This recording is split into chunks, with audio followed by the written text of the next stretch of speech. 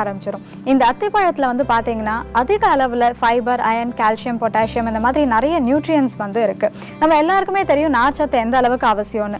உங்களோட wait maintain பண்ணணும்னாலும் சரி, உங்களுக்கு வந்து ஃபுல்னஸ் கொடுக்கணும்னாலும் சரி, இல்லை கான்ஸ்டிபேஷன் வராமல் ப்ரிவென்ட் பண்ணுறதுக்கும் வந்து ஃபைபர் ரொம்ப அவசியம். அந்த நார்ச்சத்து வந்து இந்த அத்திப்பழத்தில் அதிகமாகவே இருக்குது. இது இல்லாமல் இதில் இருக்கக்கூடிய கால்சியம், அயன், பொட்டாசியம் இதெல்லாம் பார்த்தீங்கன்னா உங்களோட எலும்புக்கு ஸ்ட்ரென்த் கொடுக்கறதுக்கும், ரத்த சோகை வராமல் தடுக்கிறதுக்கும், அதே மாதிரி ரத்த கொதிப்பை வந்து கட்டுப்பாட்டுக்குள்ள வச்சுக்கிறதுக்கும் வந்து ரொம்பவே ஹெல்ப்ஃபுல்லாக இருக்குது.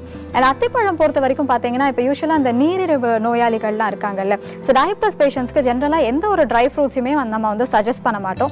முக்கிய காரணம் என்ன அப்படின்னா அதில் அதிக அளவில் சுகர்ஸ் இருக்குது. அதாவது ஆர்டிஃபிஷியலாகவும் நம்ம சேர்க்குறோம், நிறைய ப்ரிசர்வேட்டிவ்ஸ் எல்லாமும் இருக்கிறதுனால ட்ரை ஃப்ரூட் எவ்வளோ ஹெல்த்தியாக இருந்தால் கூட இந்த மாதிரியான கண்டிஷன்ஸில் நம்ம சஜஸ்ட் பண்ண மாட்டோம்.